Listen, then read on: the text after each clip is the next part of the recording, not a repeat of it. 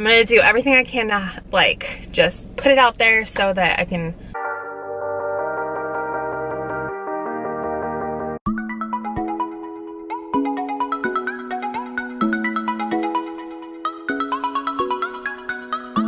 What's up? I'm back.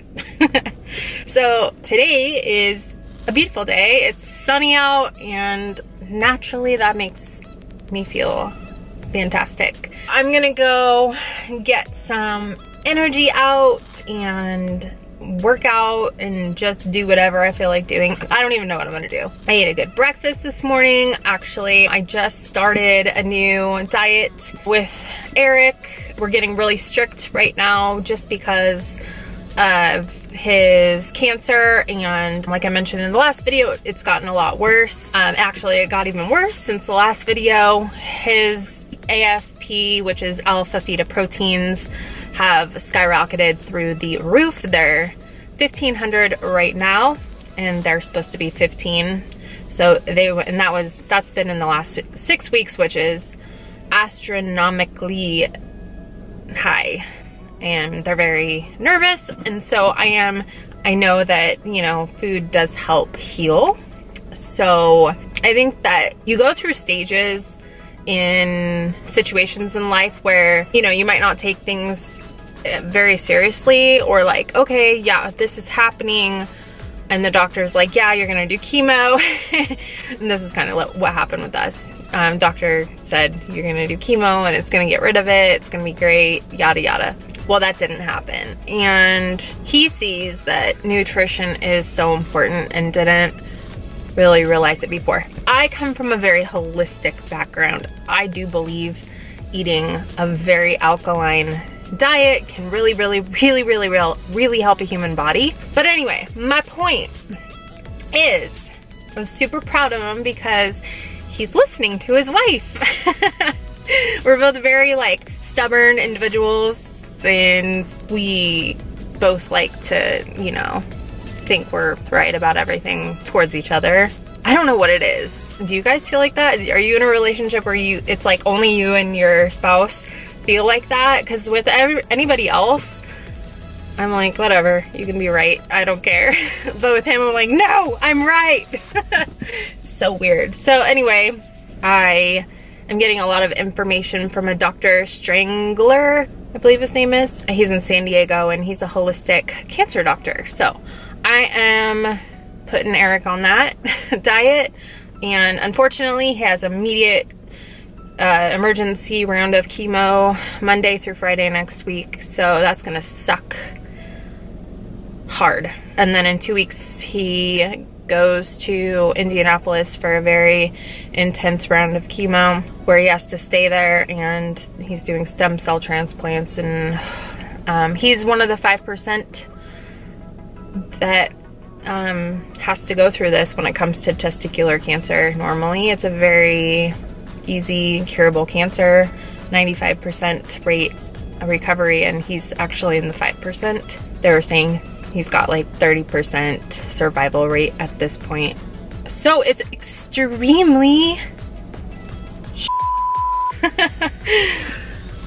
but I'm gonna go do a workout and get some energy out. Eric is doing what he loves. He loves teaching tennis. He works with lots of little kids, so he is doing what he loves right now. And he always has a smile on his face when he's teaching the kids, so that really helps get his mind off of stuff. And yeah, so today's a good day. Today is a good day. So I feel like my channel is turning into like me and my emotions, so sorry about that. Didn't expect that it would go this direction. I was just trying to do workout videos, but this is part of my life now, so join me for the ride. Yeah, I'm gonna do everything I can to like just put it out there so that I can help motivate someone if you're going through something crappy. So getting all emotional. Okay. I'm gonna go work out. I'm gonna try to film. I don't have somebody to film me anymore very often. Eric's working, and then he's gonna be sick next week, I'm sure. So I'm gonna do the best I can, and I hope you guys enjoy it, and I hope you do have a good day. And that's all I got for you. So I'll see you guys next time in the next video. I hope you enjoy this workout, whatever the heck I do. I will see you soon. Okay, bye. What's up? Okay, so if you're a beginner, then you might want to do this with just one riser on the bench, or you can even do it on the floor. Choose the appropriate weight for your bicep hammer curls. Both feet start on the bench. As you reach back that opposite leg to opposite side of bench, you're going to pull your belly button down into your spine, sit back into your heel, squeeze your glutes and let the weights draw you down into the ground. Or you can do it the opposite way and curl as you reach that leg back. So there's really no wrong way to do this. The longer you reach your back leg in your reverse curtsy lunge, you'll be working more of your quads, and the shorter stance you have, you will feel it a lot more in your glutes. Honestly, it's just kind of like whatever works for your body and your back. If you have back problems, you may feel more comfortable doing it a different way. So just remember muscle to mind connection, really pulling the belly button into the spine. Slight hinge forward in the hips. Don't forget to breathe as you are going into your side to side hops here. Really focus on what muscles you're working instead of just going through the motions. Okay, moving into our lateral side lunge with a shoulder press and then forward lunge with a shoulder press. So you can either choose to do the shoulder press one time after your forward lunge, or you can do it every single time you do a forward lunge and a lateral lunge, which I will start doing in a minute here. Again, you can do this on the floor if you like. I found that 2 risers on the bench is perfect. If you want to do 1, that's great too. Any more than that, you don't really get a nice lunge forward. So as you can see, as I laterally lunge to the side, you can see my hips really shoot back to the back wall. Really make sure that you're squeezing your glutes and you're pretending like you're sitting back into an invisible chair instead of leaning forward. Really squeeze the back and pull that weight into your chest so it's nice and secure. Remember to squeeze those abs. Those abs are going to carry you through your exercises, so they need to be nice and tight. Of course, don't forget to breathe. As you go to the other side here, we're going to start doing biceps so that you don't die.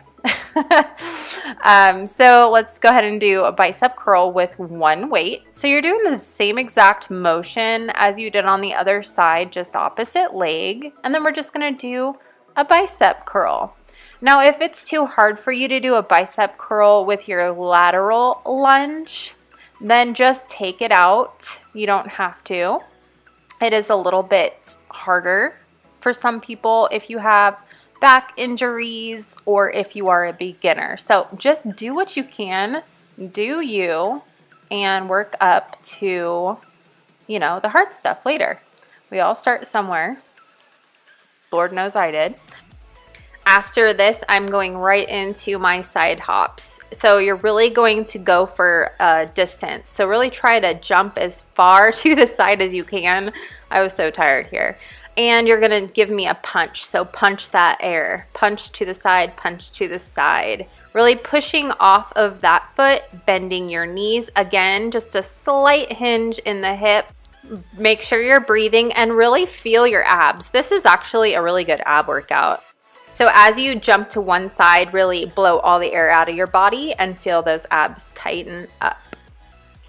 Next little circuit here is going to work your quads, your hamstrings, your back, your butt, of course. Basically working like your whole entire body. And it's also going to be working your brain.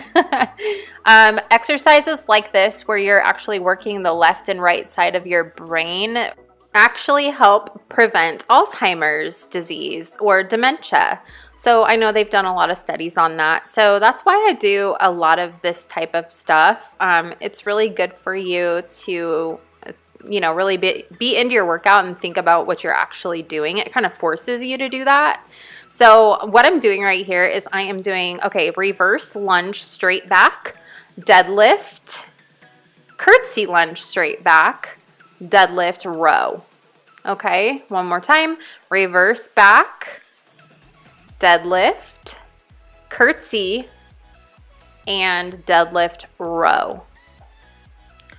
So as you can see, as I reverse back into my lunge or my curtsy lunge, my back is totally flat and I am slightly hinging forward in that hip area. I am pressing through my heel, pulling my belly button into my spine, and I'm really using my toe to push back up again. So really make sure that you're keeping that heel nice and high. Okay, so 1 rep is your reverse lunge, your reverse curtsy lunge, your deadlift, and then your deadlift row. That is 1 rep, you guys. Here is another angle for you guys so that you can kind of see what the heck I am doing. Make sure that you're really feeling that nice stretch in your hamstring as you do your deadlift. So keep your weights close to your legs the whole entire time as you push your hips to the back wall.